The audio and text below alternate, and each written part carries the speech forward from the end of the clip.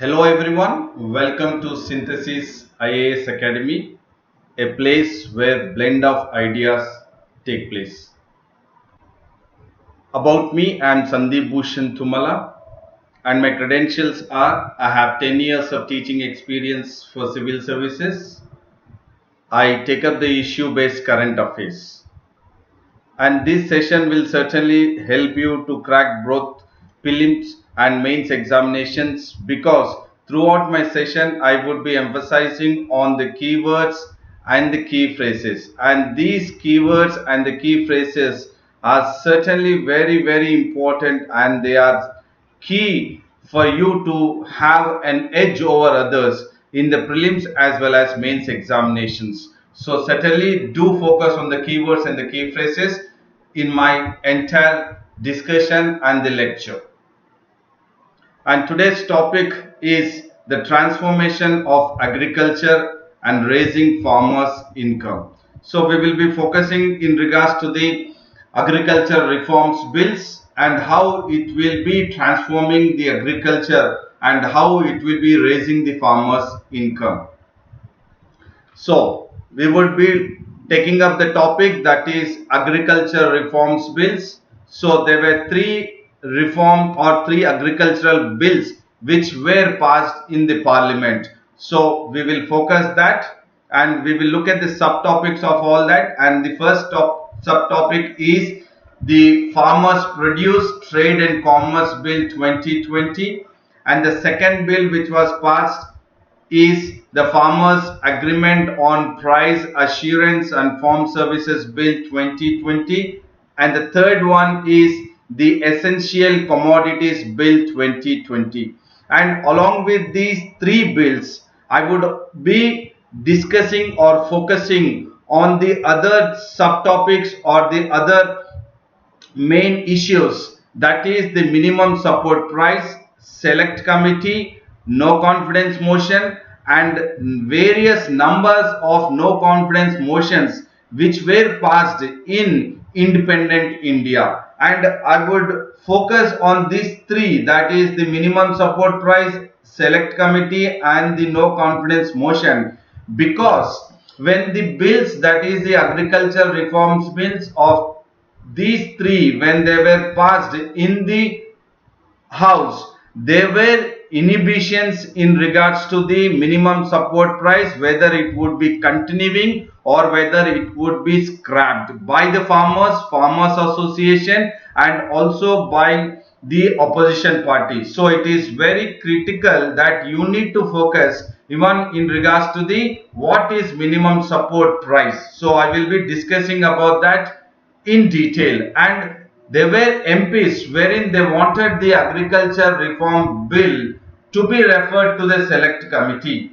So we need to know what is select committee in regards to the preliminary UPSC perspective point of view, and then how the question can be framed in the prelims, both from minimum support price and from the select committee keyword. And there is another keyword which is very important here, because the opposition parties also wanted to initiate a no confidence motion against the government because of the agriculture reforms bills which they have passed, and that was only through a voice vote.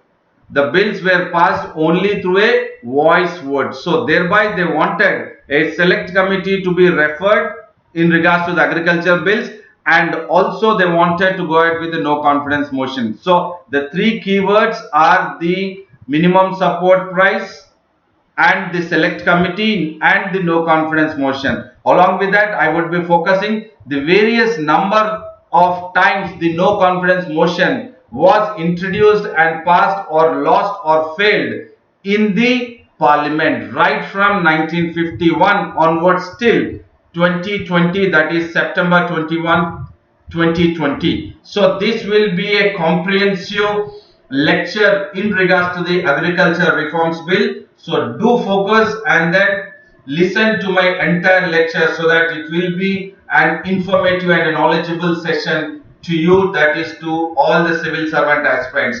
And before we get into the topic, I would request everyone to subscribe my channel so that you will get the further notification in regards to my further videos. So now we will straight away get into the topic, that is Agriculture Reforms Bill. So if we focus on the Agriculture Reforms Bill, that is, as we discussed, there were three agriculture reforms bills which were passed in the Lok Sabha and Raj Sabha, and the main aim of the bills is that there would be a transition, extremely sorry, so there would be a transition of agriculture in the country, and along with that it will be raising farmers income. So definitely it will be a transformation of the agriculture system in India, that is in regards to the Indian agriculture, and it will certainly raise the farmers income or double the farmers income, as our Prime Minister Narendra Modi wanted the farmers income to be doubled by 2022,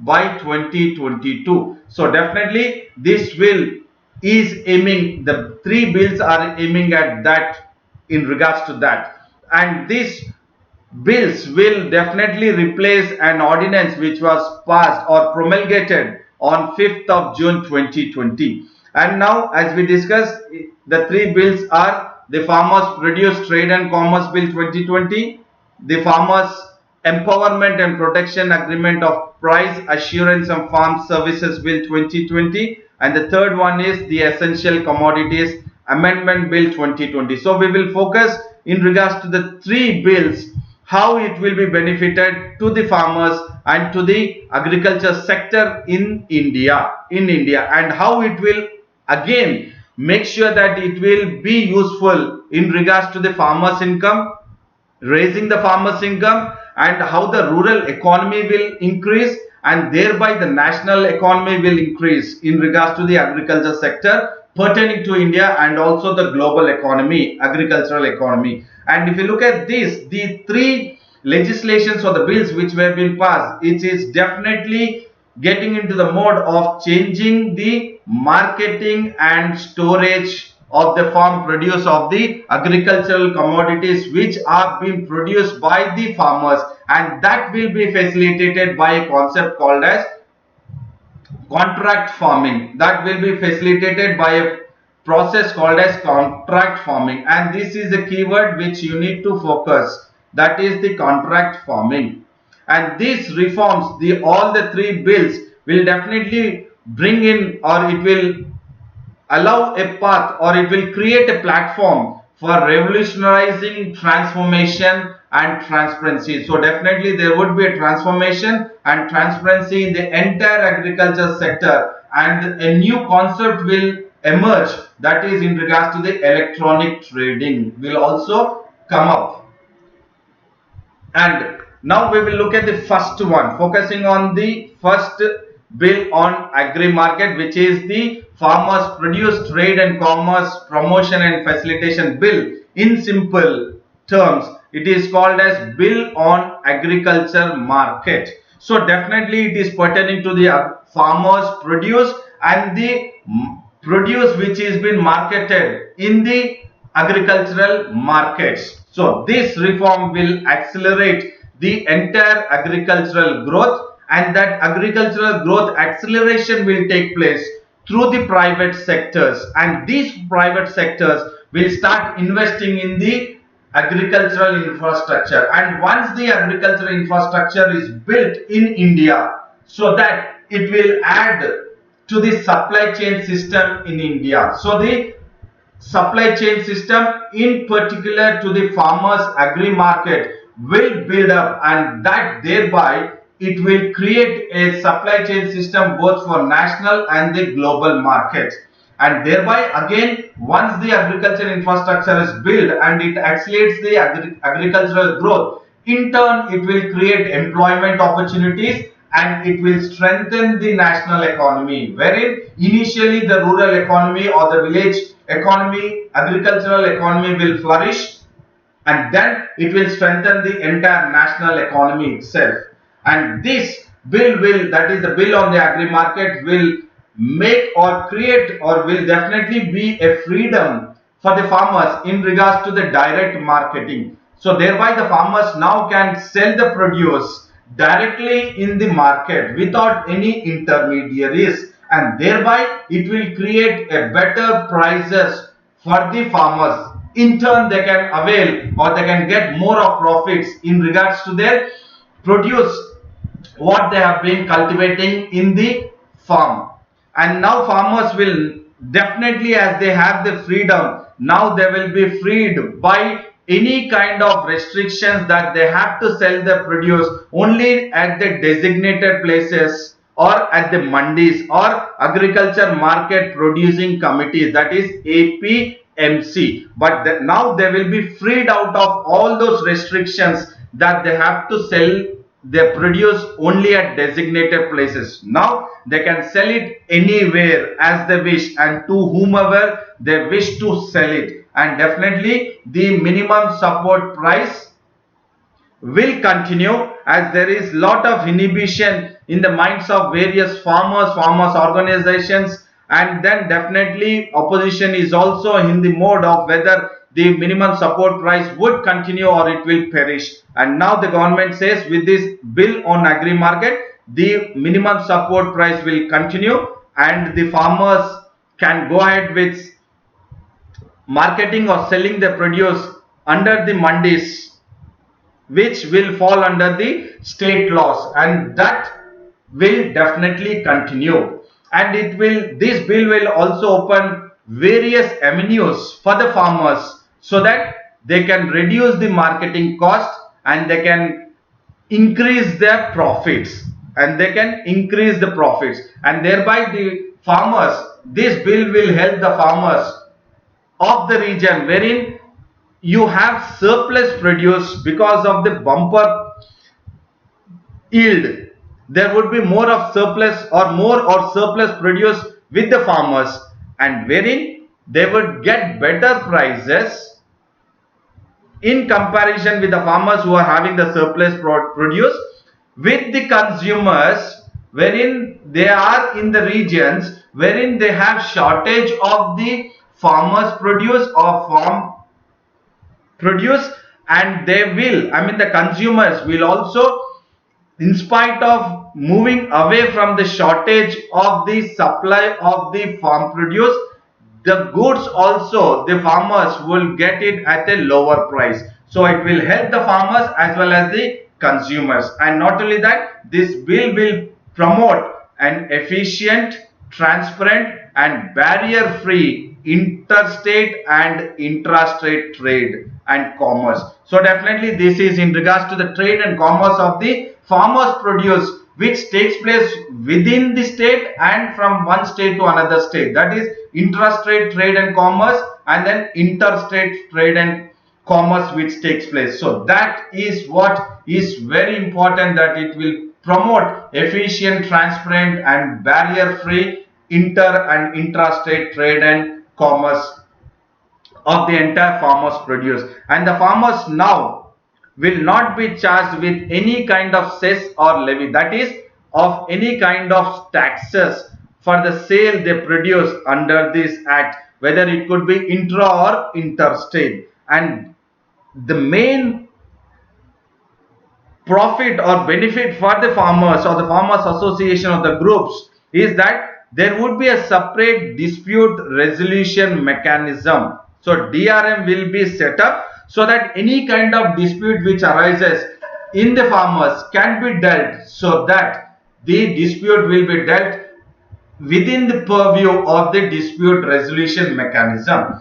And now we will focus on the second bill, that is the Farmers Empowerment and Protection Agreement and of Price Assurance and Farm Services Bill 2020, which can be simply called as or termed as Bill on Contract Farming. And this is the keyword to you all. To as a civil servant aspirant, you need to focus on this contract farming, because there could be a possibility that the UPSC might frame a question in the prelims as well as in the mains examination in regards to the keyword, that is the contract farming. So what is this bill which is in regards to the contract farming provides, or it will have some kind of benefit to the farmers? We will focus in regards to that. the bill seeks a national framework. So now with this contract farming bill, the bill will come up with the national framework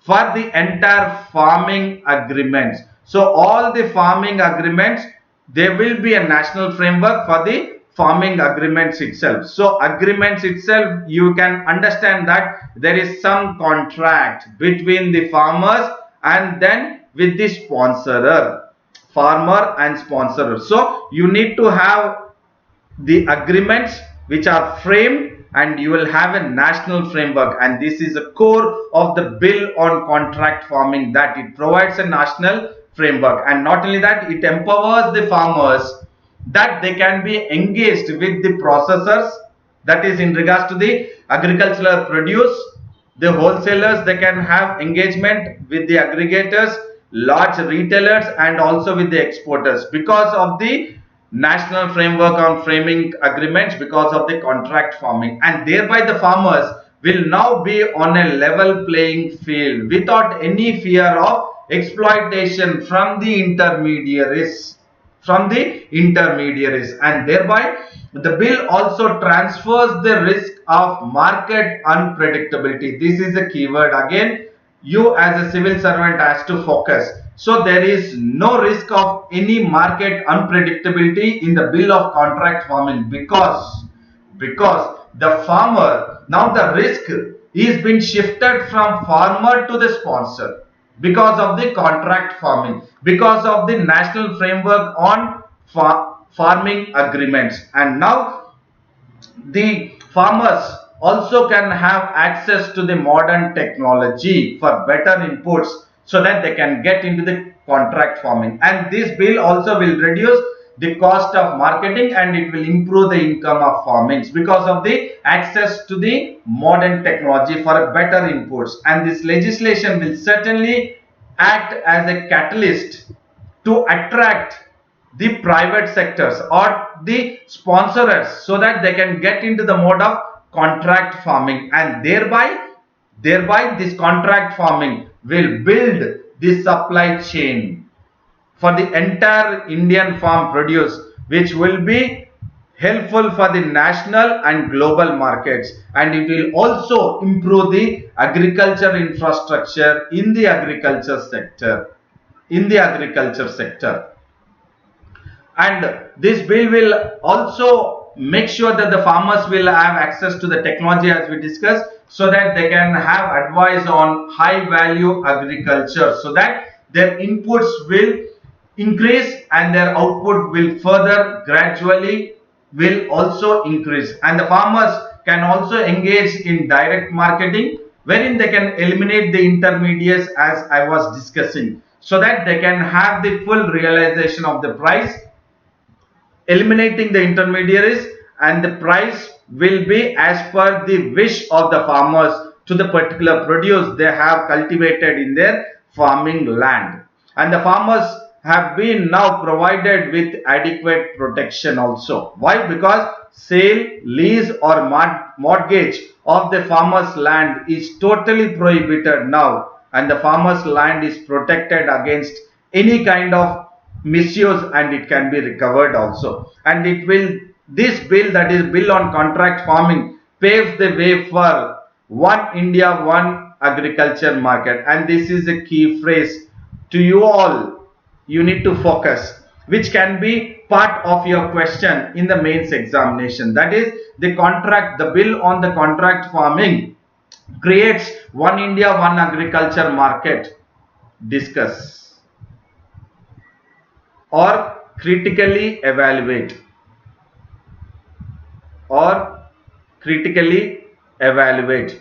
So you need to know what is that bill on contract farming and how does it pave the way for the farmers, so that it is creating one India, one agriculture market. And definitely it will lay the foundation for golden harvest, so that it would be a hard working farmer's result.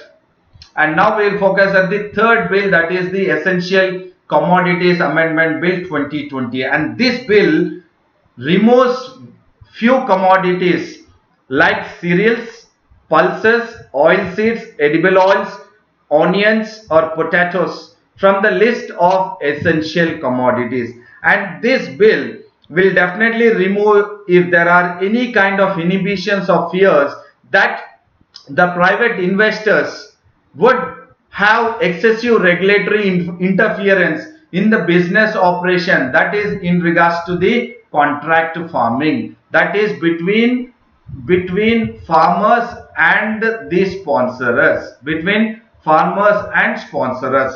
And it will also create a freedom to the farmers to produce, to hold, to move, to distribute and supply the produce, the farm produce.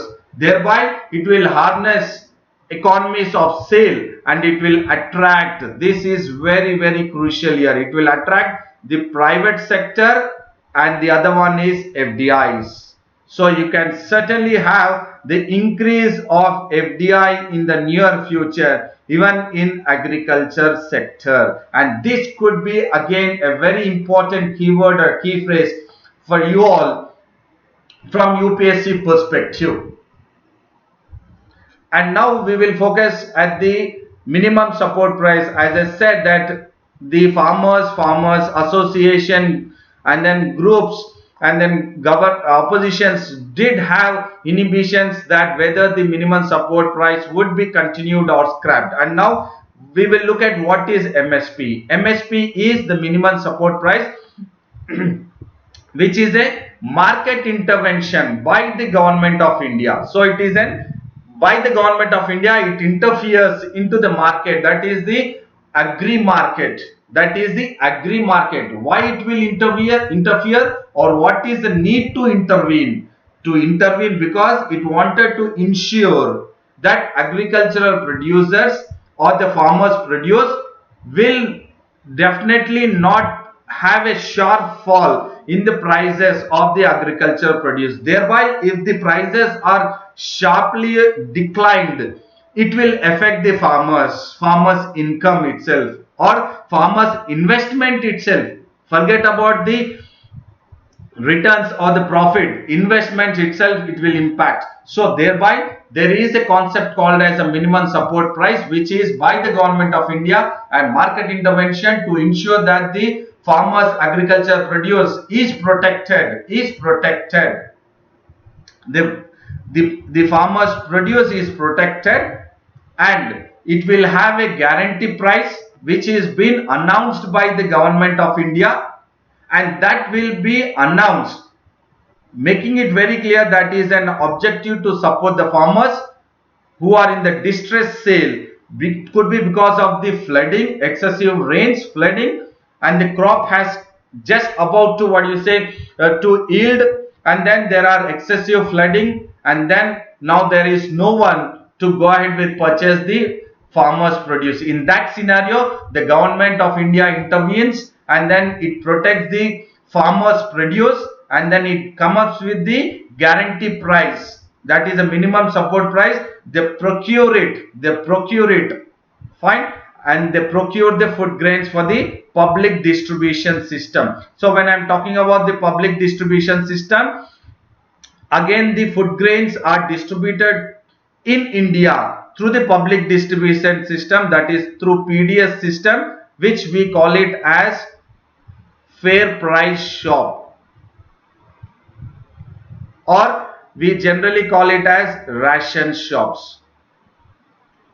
And this is again very important. Procurement of food grains by the government of India, it is very important because it will be necessary for the government of India for the PDS, and thereby it is important for National Food Security Act. National Food Security Act. And this MSP, that is minimum support price, is announced by the government of India at the beginning of the sowing season. At the beginning of the sowing season, and it will be announced by the government by the recommendations. Please do understand, it is announced by the government of India, but it is announced based on the recommendations which are being given by the Commission for Agricultural Cost and Prices, that is CACP. And this is the key phrase which you need to focus.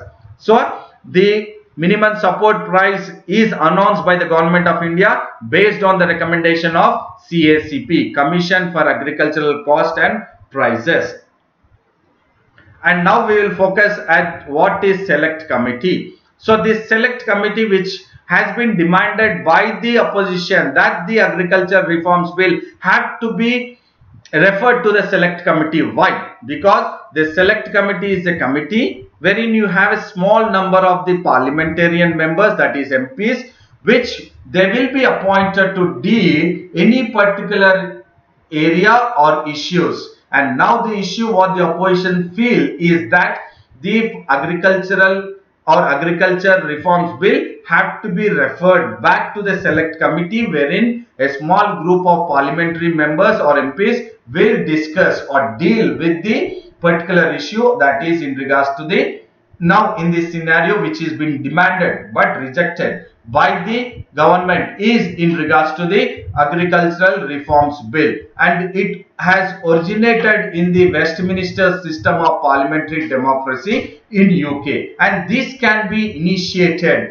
that is the select committee can be initiated by the members under the rule 125 of Rajya Sabha rules and procedures. So this is the key phrase which is again crucial or critical information for UPSC preliminary examination point of view. So under rule 125 of the Rajya Sabha rules and procedures, any member can move an amendment that a bill be referred to the select committee. And now the bill, if the bill or the motion is carried, so the bill shall be referred to the committee. But here in this case, when we are talking about the agriculture reform bill, it was not encouraged by the chairman of the Rajya Sabha or the deputy chairman of the Rajya Sabha. It was not encouraged, and this select committee may appoint a subcommittee to examine any special points which are related to the particular bill which is been referred to the select committee. And if there are any doubts which are arise in the entire point of procedures, a POP, then it will be referred to the chairman, and the chairman of the select committee further refers is to the Rajya Sabha chairman, and once the decision is taken in regards to the point of procedures by the Rajya Sabha chairman will be final. And now we will look at what is no confidence motion, because the opposition wanted no confidence motion also to be taken up, because the agriculture reforms bill which were passed by the government of India both in Lok Sabha and Rajya Sabha, which was not liked by various political parties or opposition parties, and now no confidence motion can be taken up by rule 198 of rules of procedure and conduct of Lok Sabha. Then a no confidence motion can be taken up. And what is this no confidence motion? It is a motion which a member or a political party is expressing want of confidence. It is expressing want of confidence in the Council of Ministers, that is the government's confidence to be proved in the House. So one point what you need to focus here is the select committee is under rule 125 of Rajya Sabha rules and procedures, rule 125. And now if we focus in regards to the no confidence motion, it is rule 198 of Lok Sabha. Please do understand, select committee through the rules and procedures of Rajya Sabha, no confidence motion under the rules and procedures and conduct of Lok Sabha. And this motion can be moved by any member by giving a written notice to the Secretary General of the Lok Sabha. Secretary General, this is a key word. So any member who wished to initiate a no confidence or wanted to initiate a no confidence motion against the government should write a letter, written notice to the Secretary General of the Lok Sabha. And once the speaker is satisfied with the motion, then it will be in order, and then the speaker will ask the House if the motion can be adopted. Please do understand, the speaker then once satisfied the motion will be in order, and he will ask the entire House if the motion can be adopted, and for that you should have a minimum of 50 members approval. Again, this is the keyword. For the no confidence motion, any member can initiate it, but they should have a minimum approval of 50 members so that the motion can be moved in the Lok Sabha. And then no confidence motion needs a majority vote to pass in the House. And if at all any individual, that is MP of any political party, is abstaining or he or she is not present, abstaining from voting. So what the speaker does is, in the Lok Sabha, he will take into consideration of the number of the MPs who are present in the House.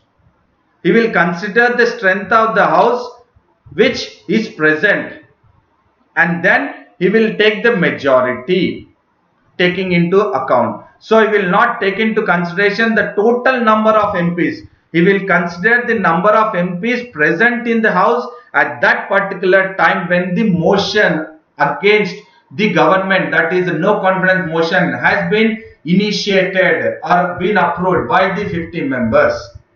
And now we will focus at the no confidence motions, the number of times the no confidence motions were initiated in India or in independent India. And for the first ever no confidence motion was in the year 1963, that is August 1963, by J.P. Kripalani against the Nehru government. And then the J.P. Kripalani, or generally is called as Acharya Kripalani, he has initiated the no confidence motion against the Nehru government in regards to the Indo or India-China war or Indo-China war.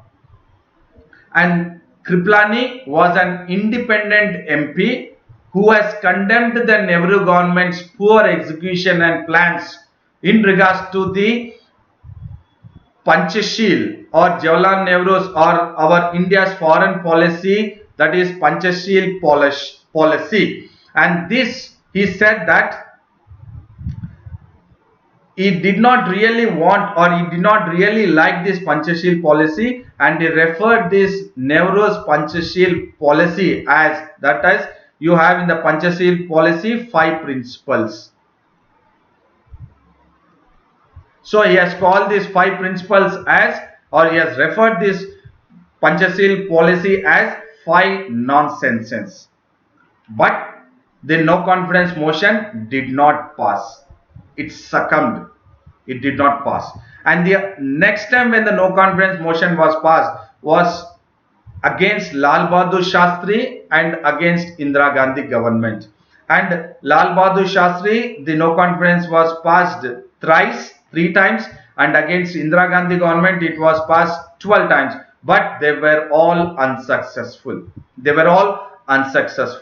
And the first motion, which was almost passed, was taken up or initiated by Y.B. Chavan against Morarji Desai government. Why we have said almost passed? Because Morarji Desai government resigned before the motion could put to vote in the House.